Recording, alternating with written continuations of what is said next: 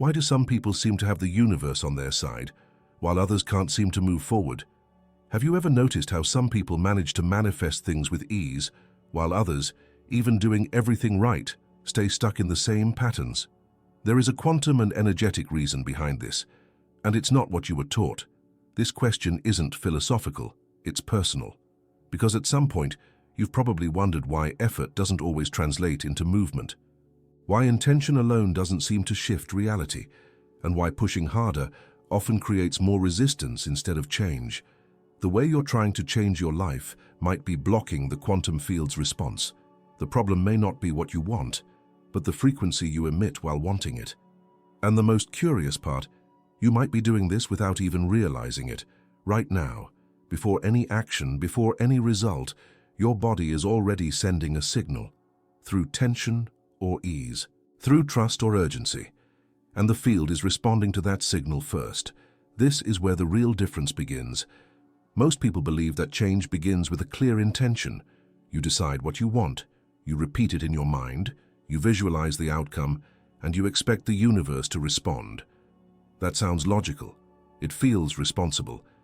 And yet, for many, nothing shifts. Or worse, things seem to resist even more. This is where the misunderstanding lives. The quantum field does not respond to what you declare with words, or even to what you think very hard about. It responds to coherence, to alignment, to the emotional signal your body is broadcasting beneath your thoughts. You can want something with absolute clarity and still push it away if your inner state is fragmented. One part of you hopes, another part braces for disappointment, another stays alert for danger. From the outside, it looks like desire.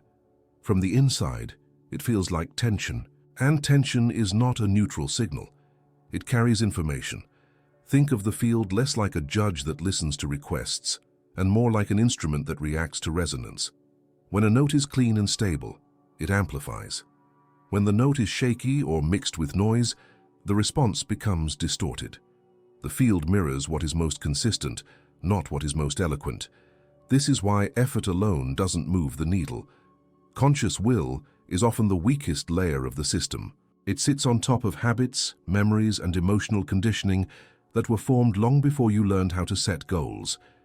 When these layers are not in agreement, the body sends mixed data, and the field answers the strongest pattern, not the newest idea.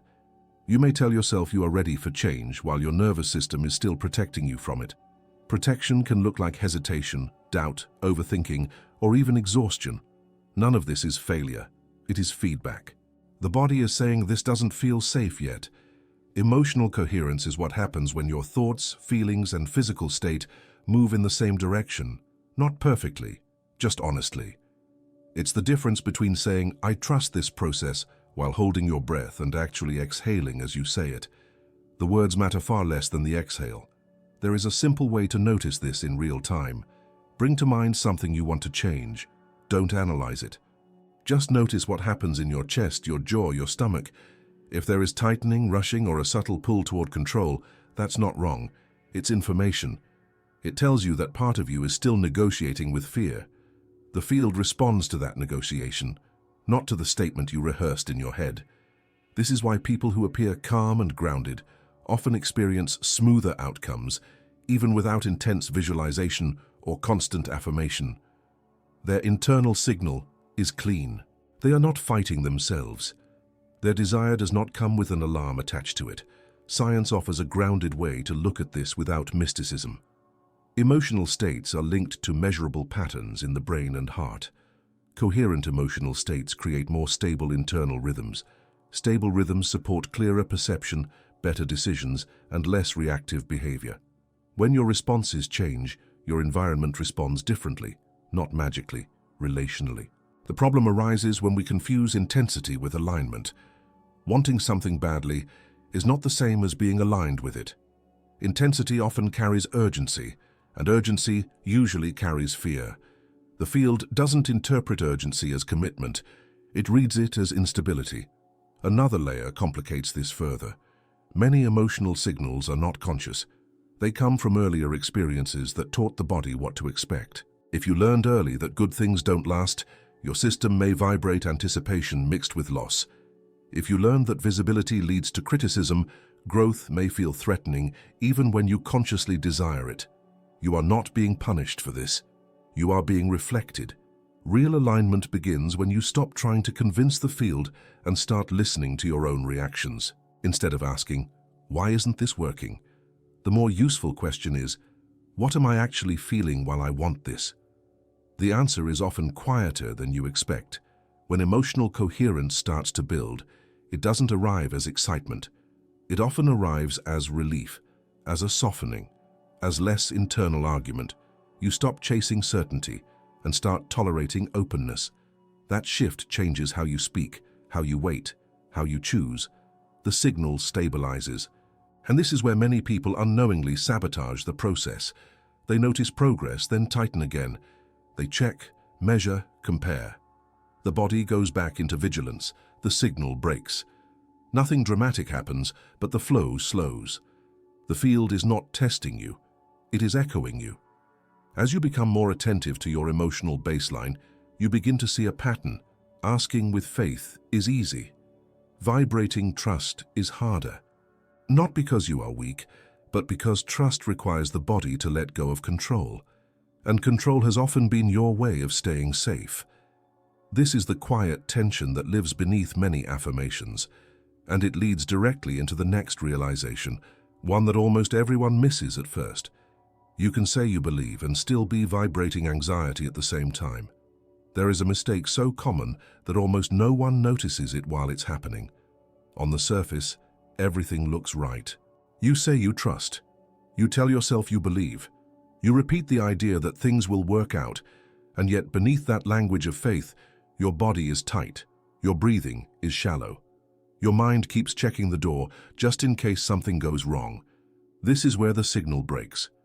Faith, when it stays only in words, does not carry much power.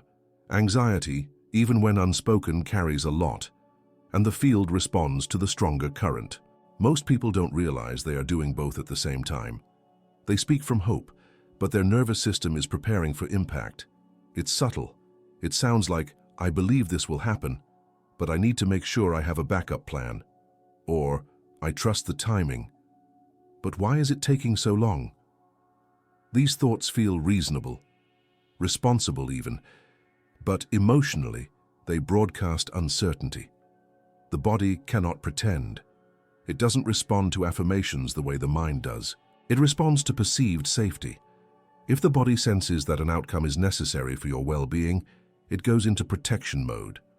Protection feels like urgency, like mental rehearsal of problems, like scanning for signs that confirm your fear. You might call this being realistic. The field reads it as anxiety. Anxiety is not loud panic. Most of the time it's quiet. It's the constant background hum of what if. What if it doesn't work? What if I'm wrong? What if this is another disappointment? That hum shapes your posture, your tone, your decisions. It shortens your patience. It pulls you toward control. And control, energetically, is very different from trust. Here is the paradox. The more important something feels, the more likely anxiety sneaks in.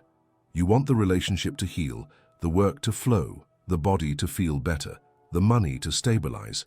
Because it matters, you watch it closely. Because you watch it closely, you tense. Because you tense, you interfere with the very coherence you're trying to build. None of this means you lack faith. It means your faith hasn't reached your nervous system yet. There is a moment you can catch if you slow down enough. You state what you want, and immediately after there is a micro-reaction, a tightening in the stomach, a quick thought about timing, a comparison with someone else. That reaction is the real message being sent. Not the intention, but the aftertaste. The field responds to the aftertaste. This is why repetition without awareness often backfires. Saying "I trust" while checking for proof creates friction inside you. The mind insists on certainty. The body senses the insistence and interprets it as danger. The signal becomes split. Faith on top, anxiety underneath. And the field does not average signals. It follows the most stable one. Another layer makes this even harder to see. Anxiety often disguises itself as motivation. You tell yourself you're being proactive, that you're staying alert, that you're doing your part. But there is a felt difference between calm action and anxious action. Calm action has space, anxious action has a rush. One moves with clarity, the other moves to escape discomfort.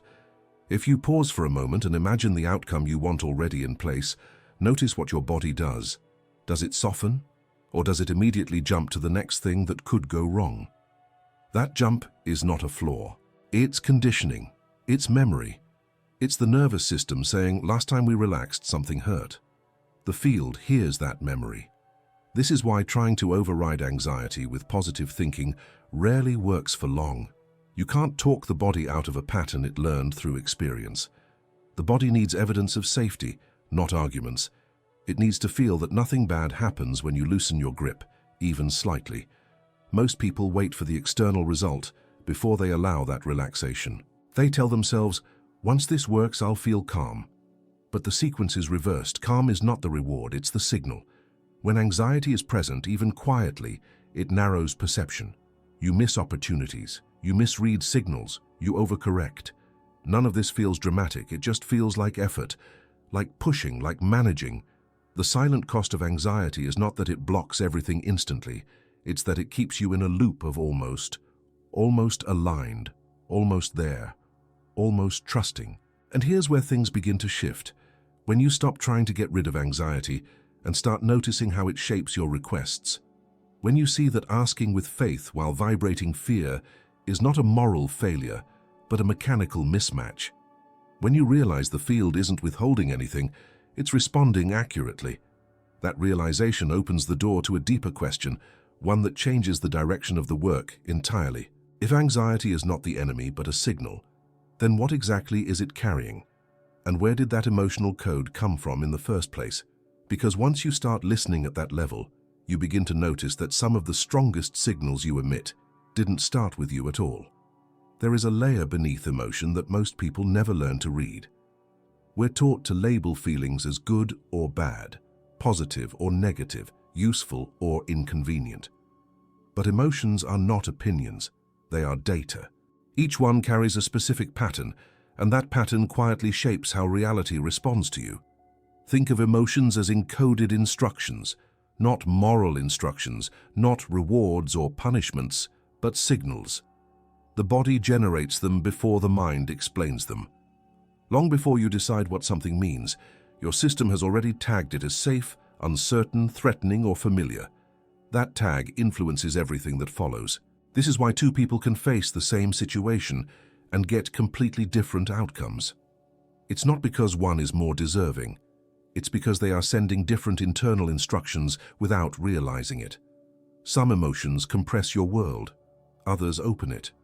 Anxiety tightens perception. It narrows options. Curiosity expands perception. It creates space. Gratitude doesn't just feel pleasant, it stabilizes attention. Presence slows internal noise. Surrender reduces internal conflict. These are not spiritual labels. They are functional states with measurable effects on decision-making, physiology, and behavior. The hidden code is not in the emotion itself, but in what the emotion tells the body about the moment. Fear says, something is wrong now, even if nothing is happening. Anticipated gratitude says, I recognize value before it fully arrives.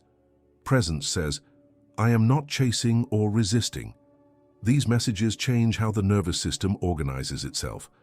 When the nervous system organizes differently, perception shifts. When perception shifts, choices shift. When choices shift, patterns change. From the outside, it can look like the universe responding. From the inside, it feels like less friction. Most people try to change outcomes by focusing on thoughts. Thoughts are late. They arrive after the body has already reacted. Emotions arrive earlier. They sit closer to the control room. That's why repeating ideas without emotional alignment feels exhausting. You're pushing against a deeper current. There is also a common misunderstanding about emotional control. This is not about forcing yourself to feel something you don't. Forced emotions create more noise. The body knows when it's being pushed, the code becomes distorted. Instead of coherence, you get strain. Real alignment comes from noticing which emotions are already present and understanding what they are signaling. For example, impatience often carries the code of distrust. Not distrust in the universe, but distrust in your ability to tolerate uncertainty. Frustration often carries the code of resistance. Not resistance to the goal, but resistance to the current moment. When you resist what is happening, even internally, you send a very clear signal. This should not be like this. That signal locks attention onto the problem. The field doesn't interpret that as a request for change. It reads it as fixation. There are emotions that quietly unlock different responses without effort. Anticipated gratitude is one of them. It's not pretending everything is perfect. It's the felt sense that something meaningful is already in motion. That feeling changes posture, tone, and timing. You become less reactive. You interrupt yourself less. You listen more accurately. Presence works in a similar way. When you are fully here, without rehearsing the next moment, your internal rhythm slows. Slower rhythms allow more information in. You notice details you would normally miss. That alone can alter outcomes dramatically. Surrender is often misunderstood. It's not giving up. It's removing the emotional demand that reality move faster than it is. That removal frees energy. The body stops bracing. The signal becomes cleaner. These emotional states don't guarantee specific events. They change probabilities. They reduce internal interference.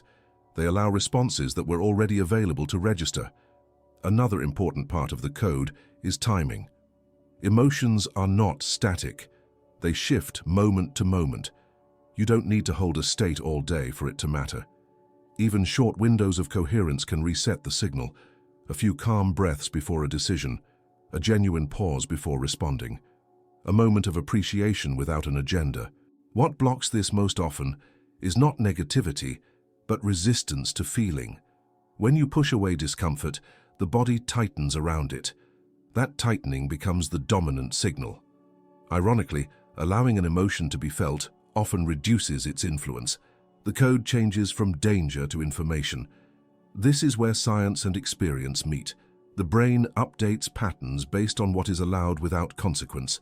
When you feel uncertainty and nothing bad happens, the system learns.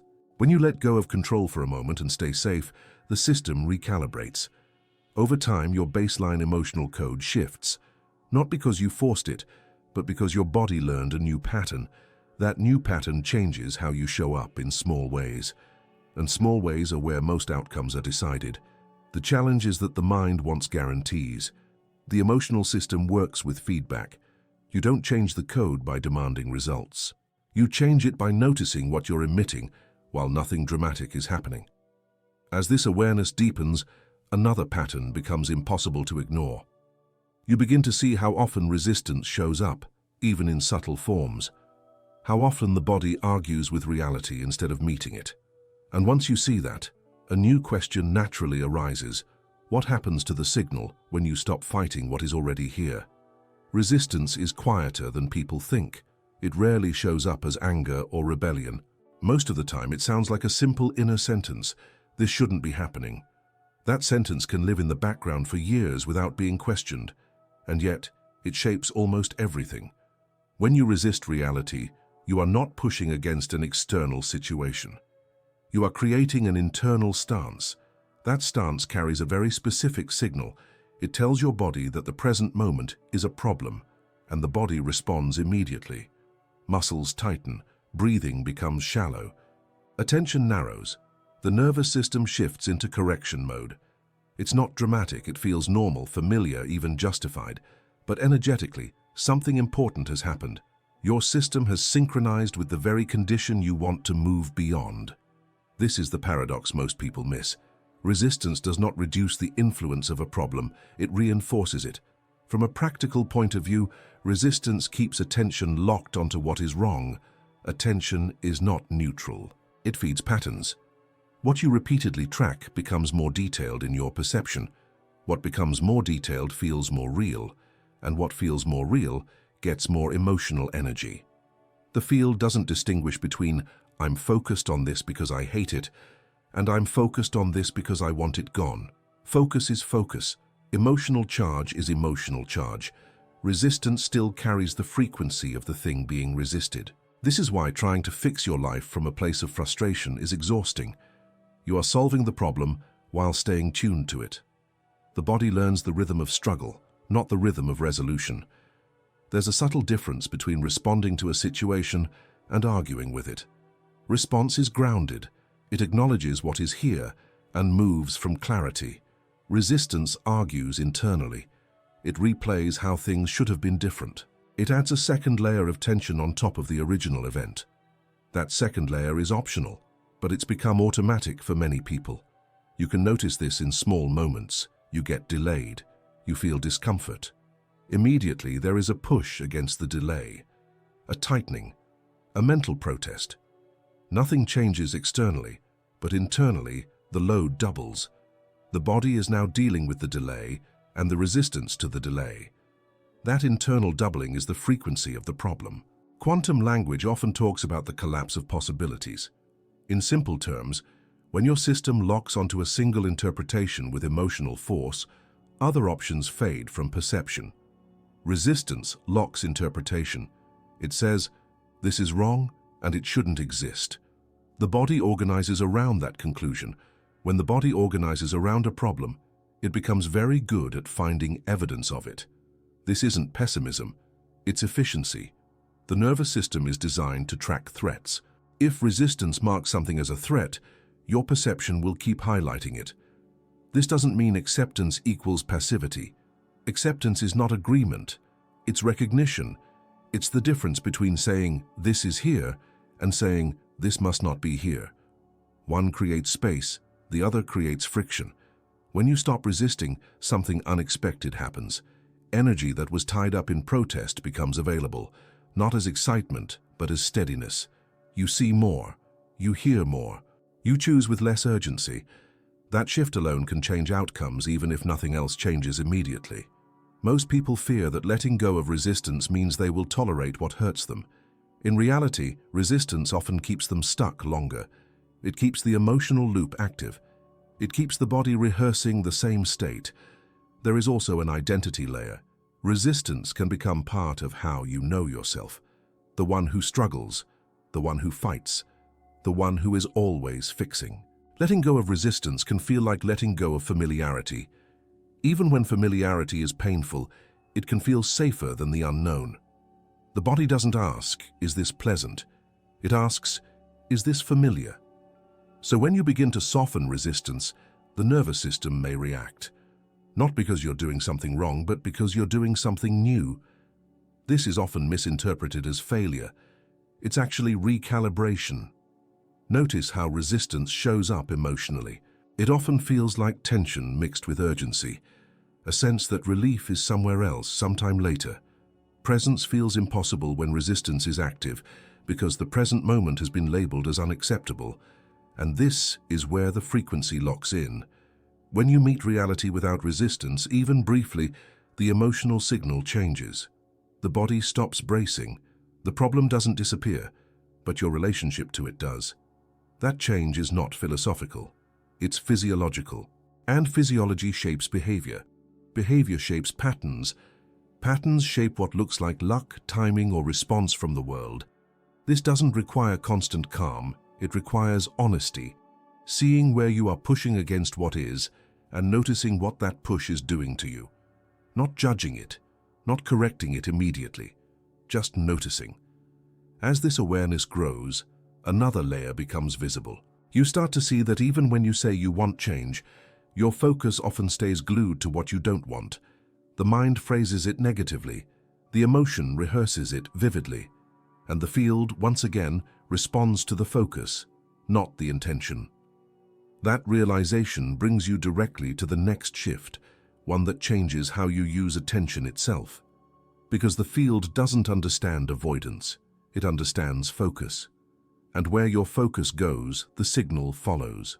The field has no language for avoidance. It doesn't process negation the way the mind does. When you say, I don't want this, what carries weight is not the word don't, but the image, the emotion, and the attention that follows it. Attention is the instruction. And most people don't realize what they are instructing. Think about how the mind works. To reject something, you first have to picture it. To say, I don't want to struggle anymore, your system brings struggle into focus. To say, I don't want to feel lonely, loneliness becomes the emotional reference point. The body reacts to the reference, not the rejection. The field responds to the reference. This is not a flaw in the universe, it's a feature of perception. Focus is a spotlight. Wherever it lands, energy follows. Not because you like what you're focusing on, but because focus itself amplifies. The emotional system doesn't ask whether the focus is hopeful or frustrated. It asks, is this where we are investing attention? Most people live in a constant loop of correction. They scan their lives for what's wrong, then try to push it away. This feels responsible. It feels like problem solving. But internally, it keeps the nervous system oriented around the problem as the central object. When the problem is the center, everything else becomes secondary. This is why change feels so slow for people who are constantly trying to fix things. Their attention is glued to what they want to escape. Even when they imagine something better, it's often framed as the absence of something painful. Absence still points back to the pain. The field doesn't register absence, it registers presence. There is a subtle emotional tone that accompanies avoidance. It's usually tension mixed with urgency. A sense of, this must stop. That urgency narrows perception. It makes the future feel conditional. Relief is postponed until the unwanted thing disappears. But postponing relief keeps the body in a state of waiting. Waiting is not neutral. Waiting is alert. And alertness, when prolonged, becomes stress. Stress becomes the baseline signal. You can see this pattern in everyday language. I just don't want to be broke anymore. I don't want to feel stuck. I don't want to repeat the past. Each sentence keeps the past alive as the emotional anchor. The desired future is vague. The unwanted present is vivid. Vivid always wins. This doesn't mean you should ignore problems or pretend everything is fine. It means the way you hold the problem matters more than the problem itself. There is a difference between acknowledging something and orbiting around it. Acknowledgement is brief and grounded. Orbiting is repetitive and charged. When attention orbits, it creates identity. You start to know yourself through the struggle. You measure days by how present the problem feels. You unconsciously organize your choices around managing it. The field responds to that organization. Another important piece is that focus is not just mental, it's emotional and physical. You might say you're focusing on solutions, but your body stays tense. That tension reveals where attention really is. The body doesn't tense around solutions, it tenses around threats. This is why awareness of sensation is so important. Where does your attention go when you're quiet? What does your body rehearse when nothing is happening? That rehearsal is the message. The field responds to what you rehearse most consistently. There is also a timing element. Focus doesn't need to be constant to matter. Repeated short bursts of attention on the same problem can shape the signal more than one long reflection. Every time you revisit the unwanted with emotional charge, you reinforce it. Many people believe they are being honest by focusing on what hurts. Honesty is important, but honesty without direction becomes fixation. The key is not to deny the unwanted, but to stop feeding it with prolonged emotional focus. This is where a small shift changes everything. Instead of asking, how do I get rid of this? A different question opens space. What am I giving my attention to right now? Not to judge it, just to see it. When attention shifts even slightly, the emotional tone shifts. The body softens, perception widens. New options become visible. Not because the universe suddenly changed its mind, but because you stopped pointing the spotlight at the same spot. The field doesn't need you to be perfectly focused on joy or success. It responds when focus becomes coherent and less divided. When you stop pulling in opposite directions. When you stop saying no to one thing while emotionally gripping it. As you practice noticing where your attention naturally goes, another layer begins to emerge. You start to see that some focuses are automatic. They arise without choice. Certain themes pull you back again and again, even when you consciously want something different. That's when it becomes clear that focus is not always chosen in the moment. Sometimes it's inherited, sometimes it's stored in the body as memory. And that realization leads directly into a deeper question. about what might be shaping your focus before you even notice it. There are forces shaping your reactions long before a conscious thought appears. You might believe you are choosing where to place your attention, but often attention is pulled, drawn by something older, quieter, and far more influential than intention. These pulls come from emotional memories stored in the body, not as stories, but as patterns. Unconscious emotional memory is not about remembering events. It's about remembering sensations. The body remembers what happened when you felt exposed, disappointed, rejected, or unsafe. It remembers what it had to do to survive emotionally. Those adaptations become automatic responses. Over time, they feel like personality, intuition, or even truth. When a situation today resembles something from the past, even faintly, the body reacts first. It tightens, it anticipates, it protects. The mind then arrives and builds a story around that reaction, believing it is responding to the present. But often it's responding to an echo. This is how sabotage happens without intent. You may want closeness, but pull away when it appears. You may want success, but feel restless or critical when things start working. You may want peace, but feel uncomfortable when life becomes quiet. None of this is because you don't truly want those things. It's because your body learned a long time ago that these states came with a cost. Emotional memory doesn't speak in words. It speaks in impulses, in sudden doubt, in the urge to control, in the need to distract. These impulses feel personal, but they are patterned. They repeat across different contexts because they are not about the context. They are about protection. The field responds to these patterns more consistently than to your conscious goals. This is why insight alone doesn't change behavior. You can understand where a pattern comes from and still feel pulled by it. Knowledge lives in the mind. Patterns live in the body. The body moves first. Many people assume they are blocked by a lack of discipline or clarity. In reality, they are being guided by emotional memory, trying to keep them within familiar territory. Familiar doesn't mean good, it means known. The nervous system values predictability over pleasure. If chaos was familiar early in life, calm can feel suspicious. If love was inconsistent, stability can feel boring or unsafe. If visibility once led to criticism, being seen can trigger anxiety even when recognition is positive. These reactions don't announce themselves as memories. They feel like instinct, like common sense, like something feels off. The mind trusts them because they arrive quickly and with conviction. But speed does not mean accuracy, it means rehearsal. The body rehearses what it learned, over and over, and each rehearsal sends a signal, not to punish you but to preserve what it believes is safety. This is where many people become frustrated. They say they are doing everything right, thinking differently, setting intentions, letting go. And yet the same outcomes repeat. The missing piece is not effort, it's attunement. Until emotional memory is felt and updated, it continues to run in the background. It shapes focus, emotion, and behavior automatically, and the field responds to what is consistent, not what is aspirational. There is a subtle clue when emotional memory is active. The reaction feels disproportionate. The intensity doesn't quite match the moment. A small delay feels devastating. A minor critique feels threatening. A quiet pause feels empty. These are signs that the present moment touched something stored. The instinct is to override these reactions, to correct them, to tell yourself you're overreacting. But correction often deepens the split. The body doesn't respond to being argued with. It responds to being felt. When an emotional reaction is allowed without judgment, something begins to shift. The body receives new information. It learns that the sensation can move through without catastrophe, that nothing bad happens when the feeling is present. This is how patterns update, not through force, through experience. This is also why certain emotions feel strangely familiar, even when they don't make sense. The body recognizes them. They are old companions.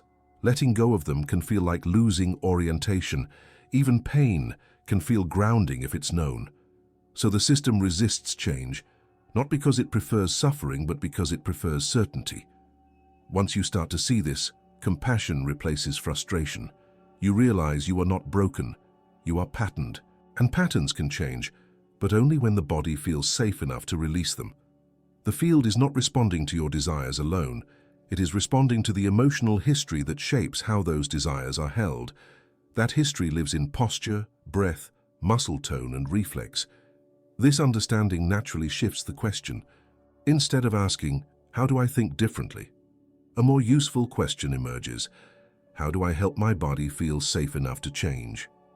Because real transformation doesn't happen when the mind convinces the body. It happens when the body no longer needs to defend against the future. And that realization opens the door to a very different approach, one that works from the inside out, by reprogramming sensation, not thought. Most people try to change their lives by convincing themselves. New ideas, new beliefs, new promises made in the mind. For a while it feels like progress.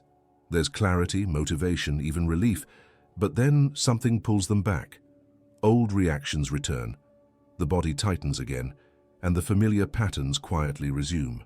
This happens because the mind learns faster than the body. The mind understands concepts, the body understands experience, and real change only stabilizes when the body updates what it believes is safe. You can intellectually know that you are no longer in danger, no longer lacking, no longer powerless, but if your nervous system hasn't caught up, it will continue to behave as if nothing has changed. It will scan for threats, it will brace, it will rush, and those reactions will shape your choices long before logic gets involved. This is why insight alone rarely transforms behavior. Understanding is clean and quick. Embodiment is slow and precise. The body doesn't respond to explanations. It responds to signals. Breathing patterns, muscle tension, heart rhythm, posture.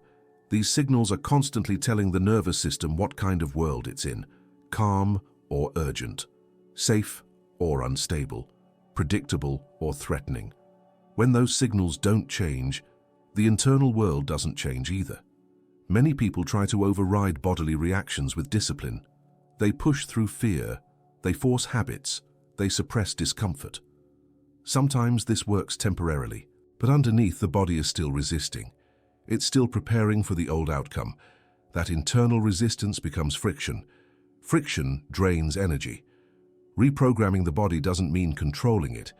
It means creating new experiences of safety, again and again, until the system updates its expectations. This happens through sensation, not instruction. For example, slowing the breath is not about relaxation as an idea. It physically tells the nervous system that there is no immediate threat. Feeling the feet on the ground is not symbolic. It anchors attention in the present moment, where danger is usually absent. Allowing an emotion to pass without reacting teaches the body that the sensation itself is survivable. These are not dramatic practices. They are quiet, almost boring, and that's why they work. The body learns through repetition, not intensity. A single breakthrough moment feels powerful, but it doesn't rewrite patterns. Small, consistent signals do. Signals that say over and over, nothing bad happens when I soften. Nothing collapses when I pause. I can stay here and still be okay. Over time, the baseline shifts. This is when people notice something subtle. They react a little later than before. They don't rush to fix things immediately. They tolerate uncertainty a bit longer. These are not personality changes. They are nervous system updates. And when the nervous system updates, the signal you emit changes automatically. You don't have to monitor your thoughts constantly. Your presence becomes steadier. Your focus becomes less scattered. The field responds to that steadiness. One of the biggest misunderstandings is believing that the body must feel confident before acting. In reality, confidence often comes after the body learns it can move without danger. You don't wait to feel safe to take small steps. You take small, safe steps so the body can learn. This is also why rushing the process backfires. Speed communicates urgency. Urgency communicates threat. Even growth can feel unsafe if it's forced. The body resists not the change, but the pressure around it. Gentleness is not weakness here. It's precision. When the body begins to trust the process, effort decreases. You stop fighting yourself. You stop needing constant reassurance. Decisions feel simpler, not because life is simpler, but because there is less internal noise. The mind often wants proof before it relaxes. The body relaxes first, then proof appears. This reversal feels uncomfortable at first. It requires tolerating not knowing. But that tolerance is exactly what signals safety. As this internal reprogramming unfolds, you may notice that what used to trigger you now passes more quickly. Not because you suppress it, but because the body no longer interprets it as a threat. The emotional charge drops, the story loses momentum. This is when change becomes sustainable. And once the body starts responding differently, something else becomes obvious. Big transformations are built on very small signals, tiny shifts repeated daily. Not grand efforts, but simple practices woven into ordinary moments. Because the body doesn't need complexity. It needs consistency. That's where the real leverage is. In the small things you do every day that quietly teach your system what kind of reality it's living in. Big changes rarely come from big gestures. They come from what you repeat when no one is watching. The body doesn't recalibrate through breakthroughs alone. It recalibrates through patterns. And patterns are built from small, ordinary actions done consistently. Your energetic signal is not something you switch on during meditation or intention setting. It's something you emit all day long, through how you wake up, how you move, how you react, how you pause. These moments seem insignificant to the mind. To the nervous system, they are everything. Every small practice is a message. It tells the body what kind of world it's in. When you wake up and immediately reach for stimulation, the signal is urgency. When you rush through the morning without feeling your body, the signal is alertness. When you replay yesterday's problems while brushing your teeth, the signal is threat continuity. None of this is dramatic, but it adds up. The body learns the rhythm you live by. Small practices work because they interrupt these rhythms without force. For example, taking a few slow breaths before getting out of bed is not about relaxation as a goal. It's about changing the first signal of the day. It tells the body, there is no emergency right now. That message carries forward. It subtly affects how you speak, how you listen, how you decide. The same is true at night. Ending the day with even a brief moment of appreciation changes how the body processes memory during rest. It doesn't erase challenges, it balances them. The signal shifts from unresolved tension to partial completion. These shifts are not emotional highs, they are tonal changes. Visualization works the same way when it's done simply. Not as a forced movie in your mind, but as a felt sense. How would your body feel if things were stable? Not perfect, stable, heavier in the feet, slower in the breath, softer in the jaw. When you touch that sensation, even briefly, the body registers a new reference point. Over time, that reference point becomes familiar. Gratitude is often misunderstood as positive thinking. In practice, it's an attentional exercise. It teaches the nervous system to notice what is working without scanning for what is missing. That alone reduces internal noise. Less noise means a cleaner signal. The key is simplicity. When practices become complicated, the body interprets them as work. Work carries effort. Effort often carries pressure. Pressure reintroduces the very tension you're trying to release. Small practices succeed because they feel doable, non-threatening, almost too easy. That ease is the point. Consistency matters more than duration. 30 seconds done daily rewires more than 30 minutes done once a week. The body learns through frequency. Repetition without strain builds trust. You may not feel different right away, that's normal. The nervous system doesn't announce updates, it shows them in behavior. You pause before reacting. You recover faster from stress. You don't spiral as quickly. These are signs the signal is changing. Another reason small practices are powerful is that they meet resistance gently. The body doesn't feel forced to let go, it feels invited. Invitation lowers defenses. Defenses are what keep old patterns alive. As the signal becomes steadier, you may notice something interesting. External circumstances don't change immediately, but your relationship to them does. Problems feel less personal. Waiting feels less charged. Silence feels less uncomfortable. These shifts create space. Space allows new responses. This is where people often underestimate what's happening. They think nothing major is changing because there's no dramatic event. But internally, the baseline is moving. And the baseline is what the field responds to most. Your energetic signal is not your mood of the moment, it's your average state over time. Small practices tilt that average, slowly, reliably. There is also a cumulative effect. Each small practice makes the next one easier. The body starts to expect moments of calm. It looks for them. That expectation itself becomes part of the signal. Eventually, effort drops. What once felt intentional becomes natural. You don't have to remind yourself as often. The system has learned a new rhythm, and once this rhythm stabilizes, another obstacle becomes clear. Even with a cleaner signal, many people unknowingly disrupt it by trying to manage outcomes too tightly. They tense around results. They interfere with timing. They grab the steering wheel at the last moment. That's when the final block reveals itself. Not lack of practice, but the need to control how everything unfolds. At some point, almost everyone reaches this invisible wall. You've done the inner work. You've softened resistance. You've cleaned up your emotional signal. And still, there is tension. Not about what you want, but about how it's supposed to happen. This is where flow quietly shuts down.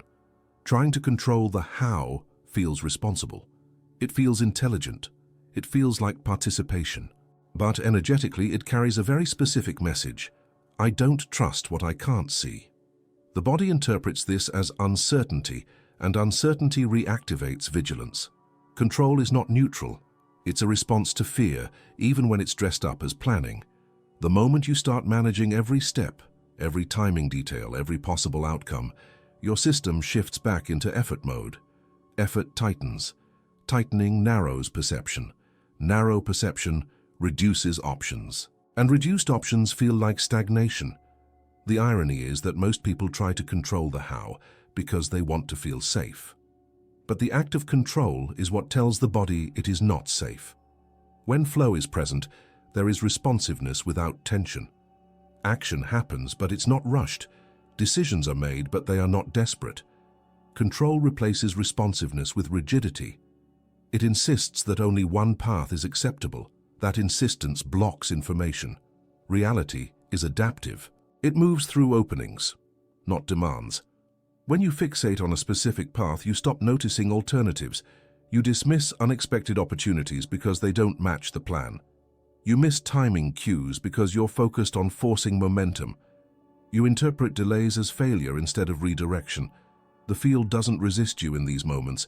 It simply mirrors your rigidity. There is a subtle emotional signature behind control. It often feels like tension mixed with impatience, a sense that something must happen soon for you to relax. That conditional relaxation is the giveaway. Peace is postponed until the outcome behaves. But flow doesn't work on conditions. It responds to openness. This doesn't mean you abandon intention. Intention sets direction. Control tries to dictate the route. Direction allows flexibility. Route fixation eliminates it. You can notice this difference in your body. When you think about what you want, there may be a sense of openness. When you think about how it must arrive, the body often tightens. The breath shortens. The jaw sets. That tightening is not motivation. It's resistance returning in a more sophisticated form. Control is often the last hiding place of distrust. Many people believe that if they don't manage every detail, nothing will happen. This belief usually comes from past experiences where things fell apart. The body learned, if I don't stay on top of this, I'll lose control. That lesson made sense once, but it may no longer be accurate. The field responds to your current state, not your history. When you loosen your grip on the how, the nervous system enters a different mode. It becomes receptive instead of defensive. Receptivity allows information to arrive. Ideas, timing, connections, and insights appear not because you summoned them, but because you stopped blocking them. This is uncomfortable at first. Letting go of control can feel like stepping into uncertainty without armor. The body may react with anxiety. That doesn't mean you made a mistake. It means you stepped out of a familiar pattern. The goal is not to eliminate planning. It's to remove emotional attachment to a single pathway. Planning with flexibility feels light. Planning with control feels heavy. You can sense the difference by asking one simple question internally. Am I trying to make this happen, or am I allowing it to unfold while I stay engaged? The body knows the answer before the mind finishes the sentence. Flow doesn't require passivity. It requires trust in responsiveness. You act when action feels clean. You pause when things feel forced. You listen more than you push. When control loosens, timing often reorganizes itself. What felt delayed suddenly accelerates. What felt blocked finds a side entrance. This is not because you surrendered your power, but because you stopped constraining it. The field doesn't reward effort. It responds to alignment. Alignment feels like cooperation, not command. You offer a direction, you stay present, and you respond to what shows up instead of arguing with it. That cooperation creates momentum without strain. This is where many people notice a quiet shift. They stop chasing signs. They stop checking constantly. They feel less urgency to interfere. The body settles into a rhythm that feels steady instead of tense, and when that steadiness becomes familiar, something deeper happens. Identity begins to change. You no longer see yourself as someone trying to make life work, but as someone participating in it. That shift doesn't come from doing more. It comes from trusting the space between actions. And once that trust stabilizes, the entire system reorganizes around a different question. Not how to control outcomes, but who you are becoming as you move through them. What ultimately changes the field's response is not the techniques you use or the effort you apply. It's who you become while you're doing it. The way you breathe when things are uncertain, the way you relate to waiting, the way your body holds the present moment. When that baseline shifts, reality doesn't need to be forced. It meets you differently because you are different inside it. You don't need to fight life into submission. You don't need to manage every detail. When your inner state becomes more coherent, more honest, more grounded, the field responds naturally, not as a reward but as a reflection. Less friction, clearer timing, fewer internal battles. If this resonated with you and you stayed until the end, write this phrase in the comments so I know you were here all the way through. I choose coherence. And if you want to go deeper and keep this shift alive, watch one of the videos appearing on your screen now. If this content spoke to you and you want more like this, that's where to continue.